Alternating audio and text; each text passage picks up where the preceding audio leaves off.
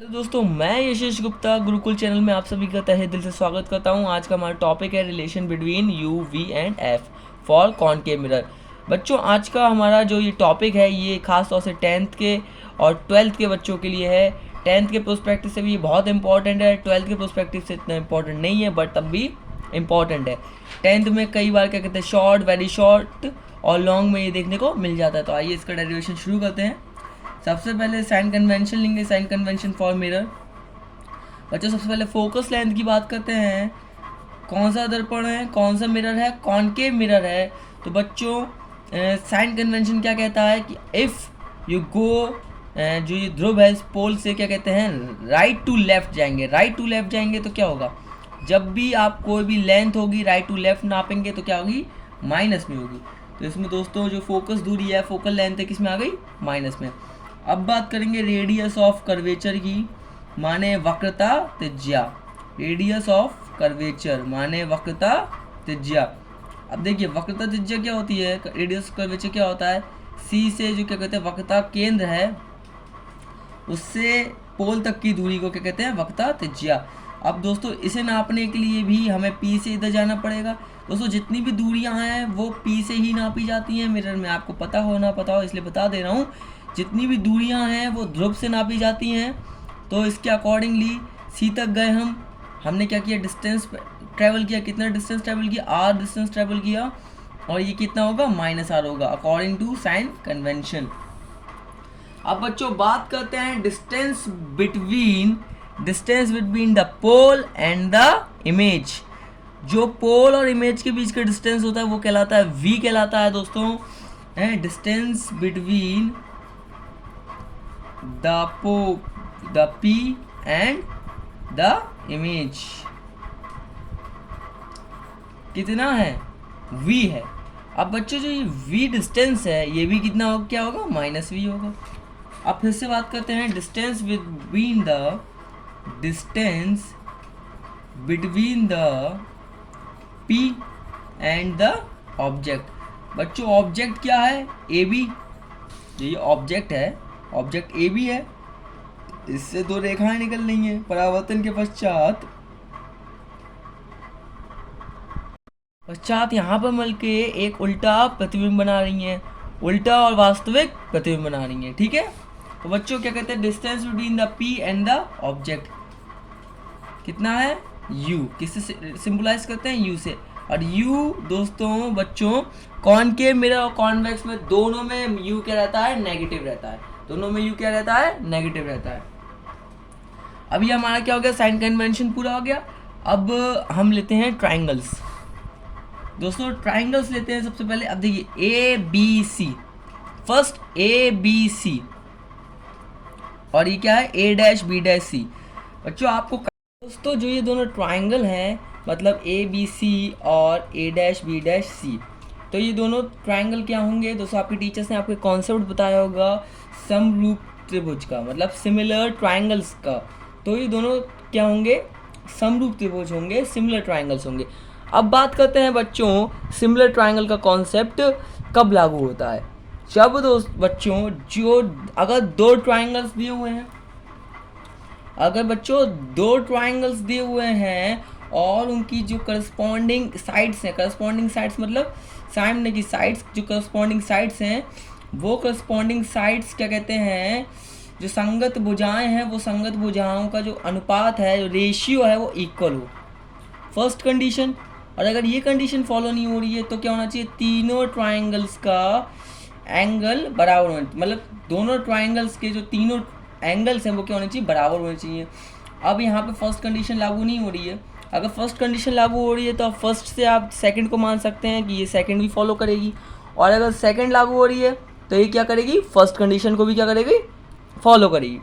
तो अब देखते हैं क्या कौन सी कंडीशन लागू हो रही है। देखिए बच्चों ये दोनों ट्राइंगल्स, ये दोनों एंगल सेम होंगे, शीर्षाभिमुख कोण है, और ये क्या कहते हैं, ये हो गया राइट एंगल। अब बच्चों एक ट्राइंगल के तीनों कोणों का योग 180 डिग्रीज होता है। अगर किसी ट्राइंगल के दो कोण किसी दूसरे ट्राइंगल के दूसरे दो कोणों के बराबर हो तो ये तीसरा जो एंगल है वो ऑटोमेटिकली उसके थर्ड एंगल के इक्वल हो जाता है। आप सबने पढ़ा होगा क्या कहते हैं 9th में। तो अब बच्चों ये दोनों ट्राइंगल्स क्या होंगे, समरूप होंगे, सिमिलर ट्राइंगल्स होंगे, क्या होंगे, समरूप होंगे, सिमिलर ट्राइंगल्स होंगे। तो हम कहते हैं triangle A B C and triangle A dash B dash C क्या है, समरूप त्रिभुज है।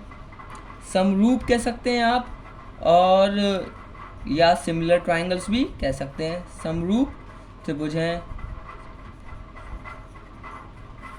तो क्या होगा, अब समरूप में क्या होगा, करस्पॉन्डिंग आर्म्स मीन्स क्या कहते हैं, ये एक आर्म इस आर्म की करस्पॉन्डिंग है, मतलब ये आर्म इस आर्म की क्या होगी, संगत होगी।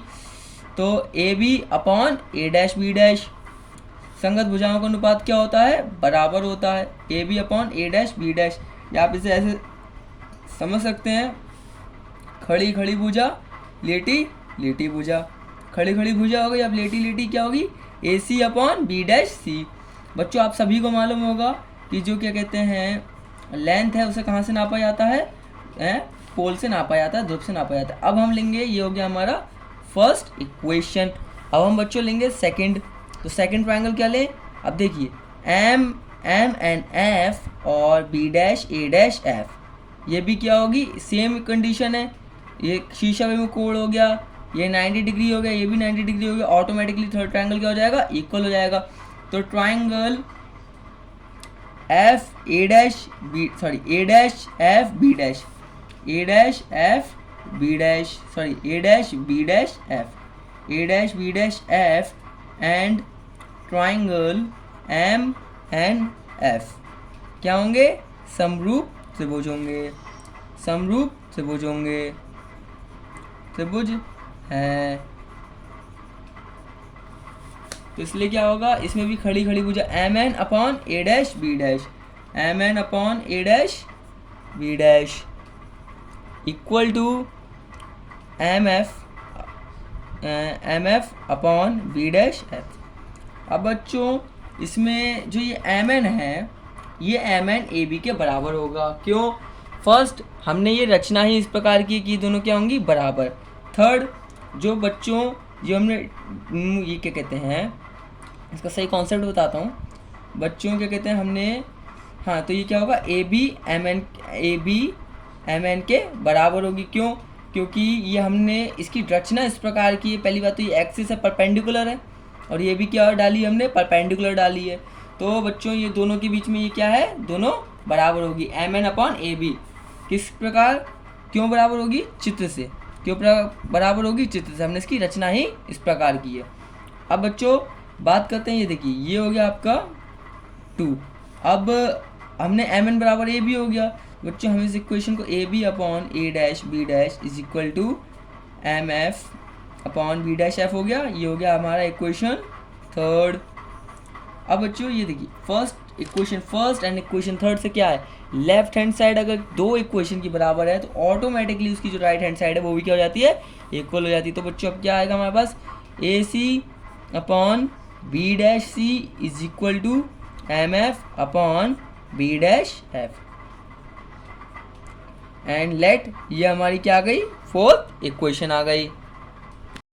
जो ये ए सी है, ए सी मतलब यहाँ से लेके यहाँ तक का डिस्टेंस।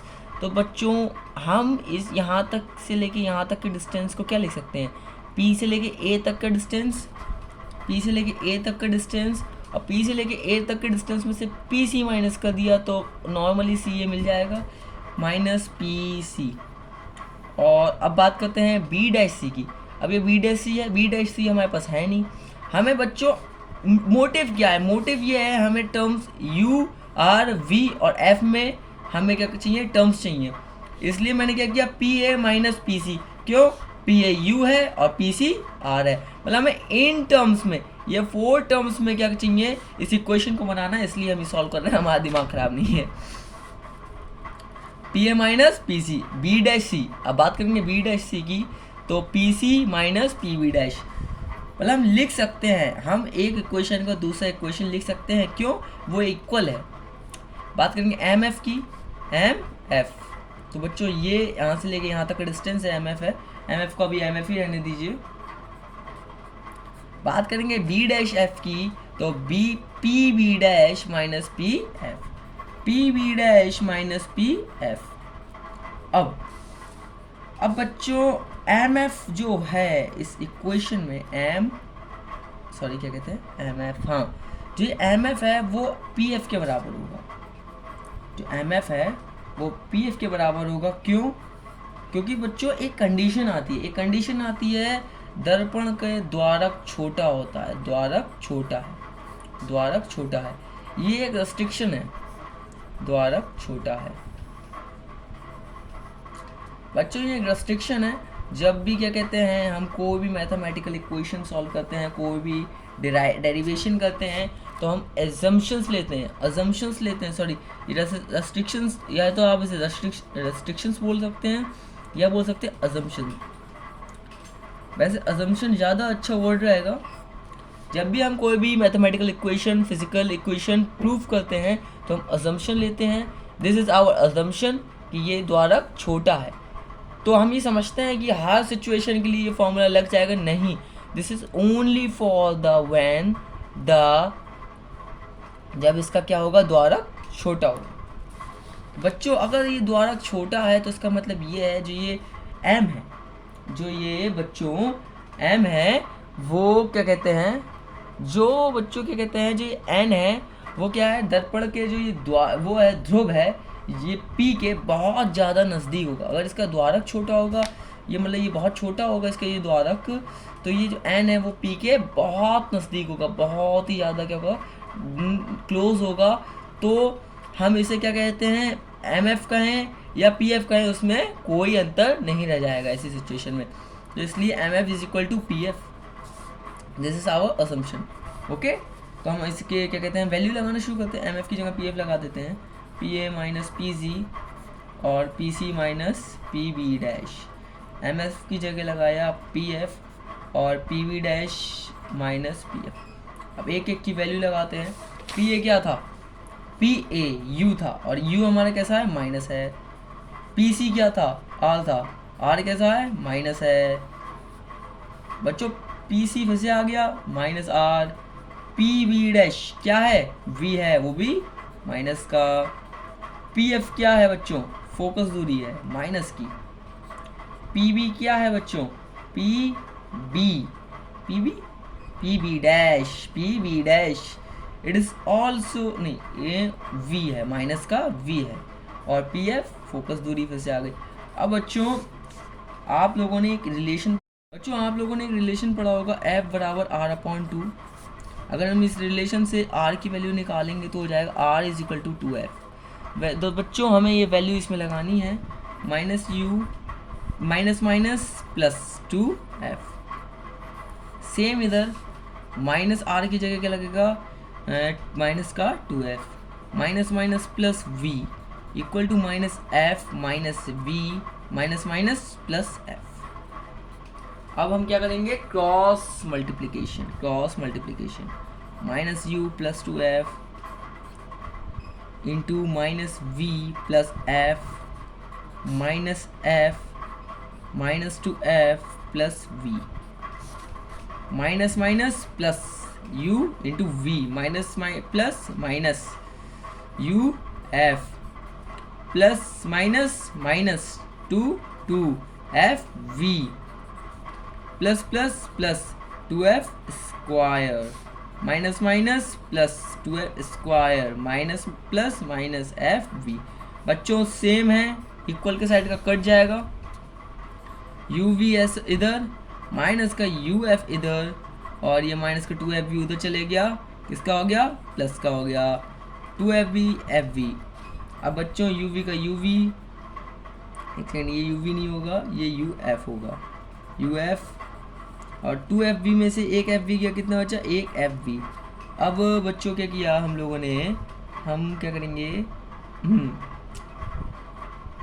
अब बच्चों ये माइनस का इधर ले जाएंगे, दूसरी तरफ ले जाएंगे, किसका हो जाएगा, प्लस का हो जाएगा, प्लस FV। अब एक बहुत बढ़िया थॉट, दोनों तरफ UVF से भाग करने पर, मीन्स डिवाइड करने पर, by dividing the both side by dividing the both side by the UVF, then what happened, U V upon U V F is equal to U F upon U V F is equal to plus F V upon U V F.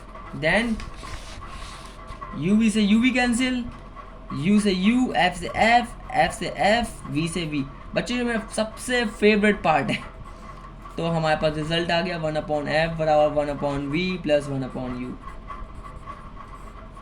बच्चों ये हो गया हमारा concave के लिए similar है। देखो बच्चों, आप ये रटेंगे कि किस तरीके से किया तो नहीं, तो आप केवल रट पाएंगे।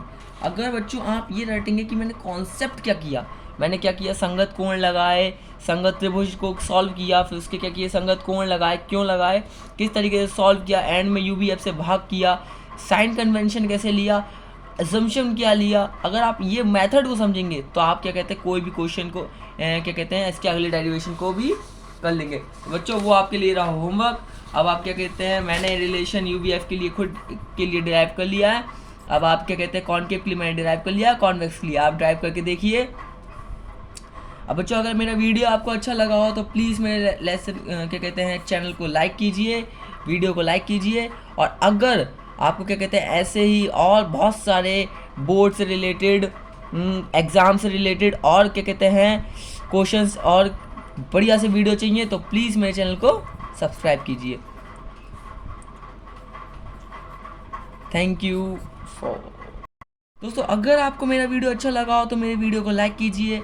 और अगर दोस्तों क्या कहते हैं आपको 10th के 12th के कॉन्सेप्चुअल और डेप्थ में वीडियो चाहिए टॉपिक के ऊपर तो प्लीज़ मेरे चैनल को सब्सक्राइब कीजिए। Thank you.